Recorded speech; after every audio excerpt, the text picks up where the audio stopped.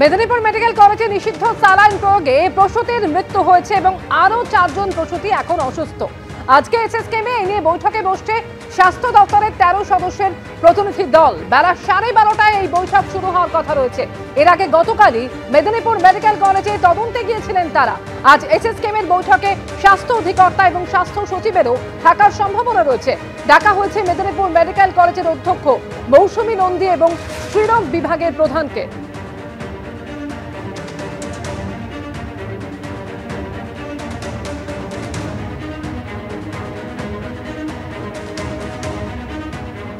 Paschimbanga pharmaceutical কোম্পানির তৈরি রিঙ্গাল lactate স্যালাইনের ব্যবহারের ফলে সংক্রমণের জেরেই মেদিনীপুর মেডিকেলে প্রসূতি মৃত্যুর অভিযোগ উঠেছে। কিন্তু সরকারি নিষেধাজ্ঞার পরও খাস কলকাতা থেকে জেলায় উঠে এলো ভয়ঙ্কর ছবি। National medical college, RG Kar medical college, SSKM, NRS medical college থেকে Diamond Harbour medical college, Bankura Sammilani medical college এবং রায়গঞ্জ মেডিকেল কলেজে দেখা গেল এই স্যালাইন ব্যবহারের ছবি। আর এই প্রেক্ষাপটে এই দিন ফের স্বাস্থ্য দপ্তরের তরফে একটি নির্দেশিকা জারি করা হয়েছে।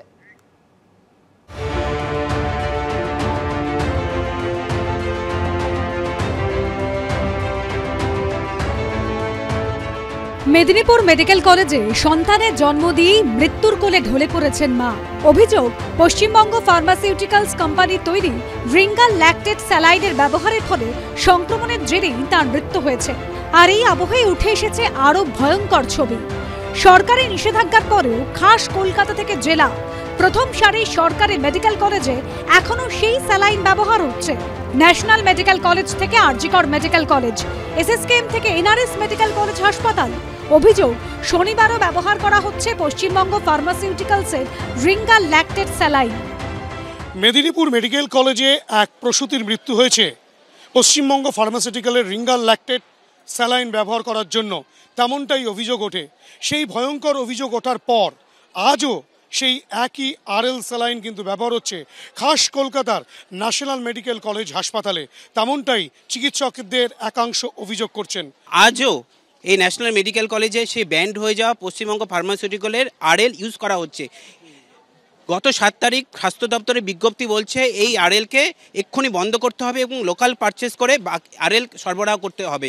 কিন্তু তা সত্ত্বেও আমরা যেগুলো এই মর্মান্তিক ঘটনা ঘটে যাওয়ার পরেও এই যে হাসপাতাল, এই স্বাস্থ্য দপ্তরের যে ঘুম ভাঙেনি, যে আজ সেটার প্রমাণ আজকেও পেশেন্টদের প্রসূতি মা যাদের সিজার হচ্ছে সে মাদের আরএল, সেই আরএল ব্যান্ড হয়ে যাওয়া পশ্চিমবঙ্গ ফার্মাসিউটিক্যাল আরএল ইউজ হচ্ছে। নোটিশ করে প্রত্যেকটা ওয়ার্ডের এইচওডি এবং সিস্টার ইনচার্জ এবং এনএস ম্যাম এবং অল সর্ট অফ স্টাফকে, মানে মেডিকেল স্টাফকে ডিরেকশন দিচ্ছি not to use any type of products. তাই আমি 10টা যে প্রোডাক্ট ইউজ করা যাবে না সেগুলোর উপর একদম পুরো কড়া নির্দেশও দিয়েছি যে প্রোডাক্ট হেন্সফোর্থ কোনোভাবেই কোনো ওয়ার্ডে স্টকে থাকলেও ইউজ করা যাবে না। তার মধ্যে যেমন আছে ফর এক্সাম্পল এনএস 3 লিটার্স আছে, রিঙ্গাল ল্যাকটেট আছে, তার সঙ্গে একটা পিডিয়াট্রিক ডোজ আছে, ম্যানিটল আছে, কিছু প্যারাসিটামল আছে, লিভোফ্লক্সাসিন আছে, ওফ্লক্সাসিন এন্ড আদার্স। তো এগুলো আপাতত আমরা আরজি করে পুরোপুরি স্টপ বন্ধ করে দিলাম। একই ছবি কলকাতা লাগোয়া দক্ষিণ 24 Pargana diamond Harbour medical college থেকে Bankura Sammilani medical college, Raiganj medical কলেজেও। অভিযোগ, শনিবারও এভাবেই রোগীদের দেওয়া হয়েছে পশ্চিমবঙ্গ ফার্মাসিউটিক্যালসের রিঙ্গাল ল্যাকটেট স্যালাইন।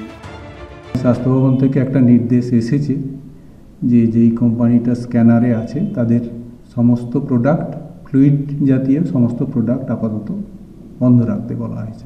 আজকেও এসেছে, এই 2-1 দিন আগেও এসেছিল। কোম্পানিটা মেনশন করা হয়নি, কোম্পানি আন্ডার স্ক্যানার বলে মেনশন করা আছে।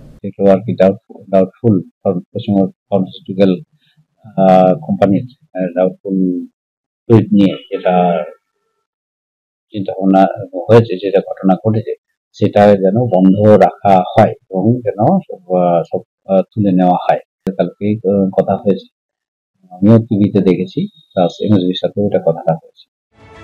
এই পরিস্থিতিতে শনিবার স্বাস্থ্য দপ্তরের তরফে একটি নির্দেশিকায় বলা হয়েছে, যতক্ষণ না তদন্ত শেষ হচ্ছে এবং ল্যাব টেস্টের রিপোর্ট আসছে ততক্ষণ ব্যবহার করা যাবে না ওই সংস্থার ওষুধ।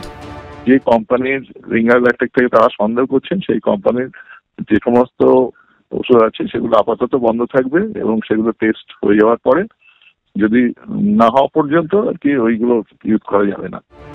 কর্ণাটক সরকার, যাকে প্রায় 1.5 মাস আগে কালো তালিকাভুক্ত ঘোষণা করেছিল, 10ই ডিসেম্বর উৎপাদন বন্ধের নির্দেশ জারি করে রাজ্য ড্রাগ কন্ট্রোল।